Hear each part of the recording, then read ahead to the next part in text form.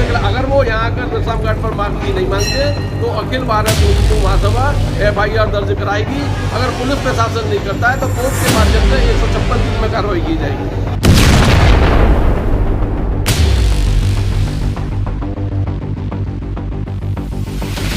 ये जितना भी स्टॉक जो मार्केट में फैला हुआ है, जो कार्य हो चुका है, उसको आप कृपया पूरे स्टॉक को वापस लें, उसके लेवल को चेंज करके बाहर भेजें, अन्यथा कार्रवाई करने के लिए हम लोग बाध्य हैं, हमको बाध्य होना ही पड़ेगा।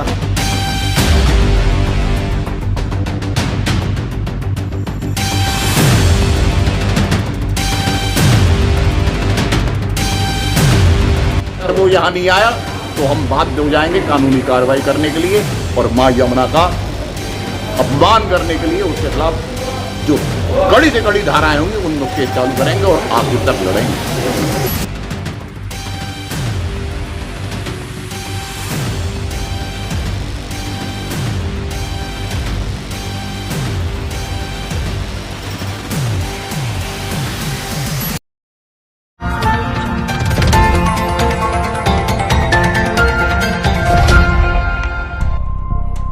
बीड़ी निर्माता कंपनी दिनेश 555 के द्वारा अपनी बीड़ी की पैकिंग पर विश्राम घाट के चित्र को लगाए जाने के विरोध में मथुरा के विश्राम घाट पर एक मीटिंग रखी गई, जिसमें कई संगठनों के पदाधिकारी मौजूद रहे, जिनके द्वारा इस कृत्य की घोर निंदा की गई। वहीं बीड़ी निर्माता कंपनी के द्वारा लिखित में दिए गए माफ़ीनामे से वे असंतुष्ट नजर आए। दर्जनों की संख्या में मौजूद विभिन्न संगठनों के पदाधिकारियों ने एक स्वर में बीड़ी निर्माता कंपनी के मालिक की विश्राम घाट पर आने और माफ़ी मांगने की बात को दोहराते हुए कहा कि यदि वह ऐसा नहीं करते तो संगठन अपने स्तर से कार्रवाई करते हुए बीड़ी निर्माता कंपनी के खिलाफ FIR कराएगा।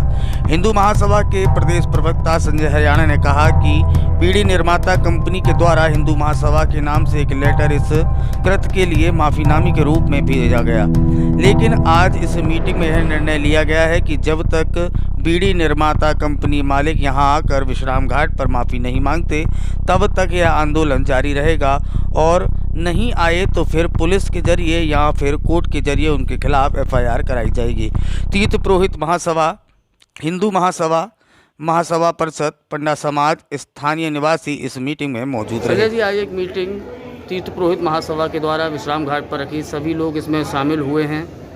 मुद्दा आपको पता है क्या इस बैठक में हुआ, क्या निर्णय लिया गया? देखिए, बीड़ी नंबर 555 के जो निर्माता हैं उन्होंने निश्चित तौर पर निंदनीय कृत्य किया था कि उस बीड़ी पीते हुए व्यक्ति को विश्राम घाट की छवि के साथ दिखाया गया था। मथुरा पुरियों में सबसे श्रेष्ठ मानी गई है। यहाँ पर यमराज जी का मंदिर भी संपूर्ण संसार में सिर्फ केवल यहीं विश्राम घाट पर है। ऐसे स्थान की छवि धूमिल करना सभी सनातनियों का अपमान है।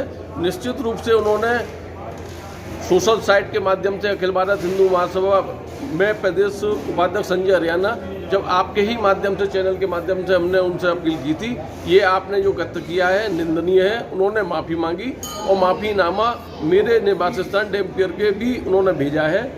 लेकिन आज जो बैठक हो रही है उस बैठक में यह निर्णय लिया गया है कि उनको इस स्थान पर आकर माफ़ी मांगनी चाहिए। जो भी संगठन, जो भी और भी संगठन अगर निर्णय लेते हैं, निश्चित रूप से उनको माफ़ी यहाँ आकर मांगनी चाहिए। जैसा निर्णय है हम निर्णय के साथ हैं, क्योंकि कोई भी संगठन अगर इस प्रकार के निर्णय, क्योंकि सभी योग्य पदाधिकारी यहाँ मौजूद हैं, विश्राम घाट से जुड़े हुए लोग हैं, मातृ चतुर्वेद परिषद से जुड़े हुए लोग हैं। यहाँ की छवि का जो अपमान हुआ है, मैं आपके चैनल के माध्यम से पुनः उनसे अपील करूंगा, वे इस स्थान विश्राम घाट पर पधारें और यहाँ पर आकर क्षमा याचना करें। क्षमा मांगना कोई इतनी बड़ी बात नहीं होती। क्षमा मांगने से आदमी छोटा नहीं होता, क्षमा मांगने से और उनका कद बढ़ेगा। जो गलतियाँ हुई हैं वो माफ़ी मांगनी चाहिए और ब्राह्मणों में माफ़ी देना संपूर्ण अधिकार है, ये माफ़ भी करेंगे उनको। इस मुद्दे पर हिंदू महासभा क्या स्टैंड लेगी? देखिए, अखिल भारत हिंदू महासभा ने एक FIR वृंदावन थाने में दी हुई है। उन्होंने जाँच के लिए कहा हुआ है, लेकिन जब उनकी माफ़ी आ गई और लालजी भाई शास्त्री जी हमारे बड़े हैं, उन्होंने कहा था माफ़ी उन्होंने मांग ली है, लेकिन एक बैठक की जा रही है, तो हमने भी उसके बाद उसमें कार्रवाई ना करने के लिए कहा। लेकिन अब जो निर्णय लिया जा रहा है, हम इस निर्णय के साथ रहेंगे। जैसा निर्णय यहाँ पारित होता है, अखिल भारत हिंदू महासभा उस निर्णय के साथ कंधे से कंधा मिलाकर, पैर से पैर बांधकर, जहाँ जो आवश्यकता हमारी पड़ेगी, हम उनके साथ रहेंगे। सीधा माना जाए, यदि वो विश्राम घाट पर आकर माफी नहीं मांगते तो FIR उनके खिलाफ कराई निश्चित उनके खिलाफ, अगर वो यहाँ आकर विश्राम घाट पर माफी नहीं मांगते तो अखिल भारत हिंदू महासभा FIR दर्ज कराएगी।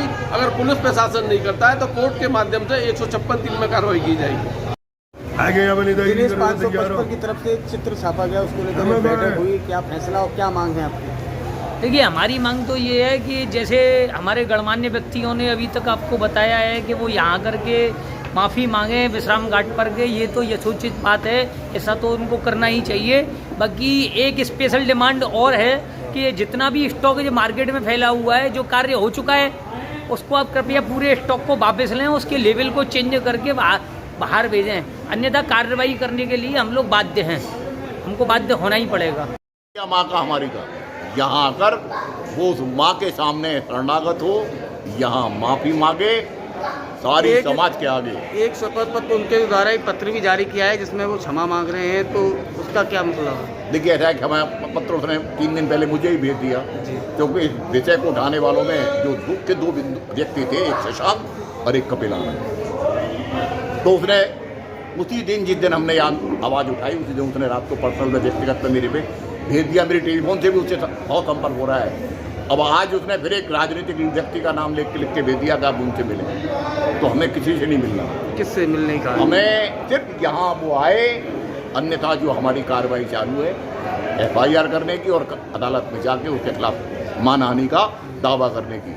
अगर वो यहाँ नहीं आता है और पूरी समाज के सामने और इस माँ की शरणागत होकर वो क्षमा, अगर वो यहाँ नहीं आते तो फिर क्या? अगर वो यहाँ नहीं आया तो हम बाध्य हो जाएंगे कानूनी कार्रवाई करने के लिए और माँ यमुना का अपमान करने के लिए उसके खिलाफ जो कड़ी से कड़ी धाराएं होंगी उनमें केस चालू करेंगे और आखिर तक लड़ेंगे।